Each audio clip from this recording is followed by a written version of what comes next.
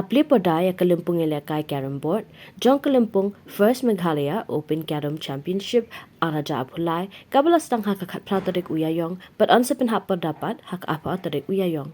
Hakan ni kesengi Pyrda lawan bayadan ringkat lem do ba SB Karbangar urang basnong jong ka jayau lai dom kumukongsan. Uba bun langwar u advisor jong ka Meghalaya Carrom Association kum usimbut kongsan. Uba Michael Siem, uba Ferdinand Nongkindri u president jong ka jayau lai dom dorbar Carrom board club. Ubalong ru u secretary jong ka Meghalaya Carrom Association.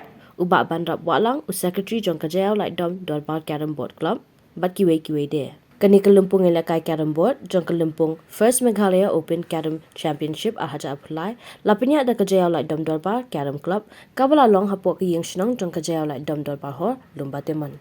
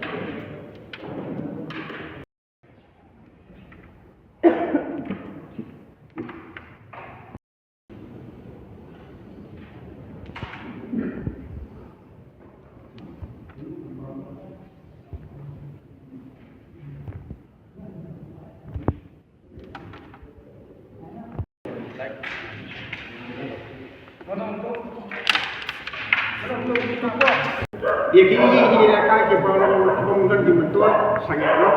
Rakan ini Ialehkai kepada ke Carrom board ke ai itu germen lepi. Sampai mungkin ada kemalakan di rumah. Maka ai germen lepi. Sim ni kalah, sim ni kelinting akan dibayar ting kah. Wan hang ni pun cari kamu. Komuniti. Di kalau ini maksud tenang. Bah apa jadi semula keban. Mari kita berdikong kita ni kita penolong ini kerap. Cuma itu yang aman. Isi keren kita yang siang kita mengamalkan. Terus kita berdoa sebelum ini sama. Lalu kamu orang apa? Kita perhatikan bertanya itu.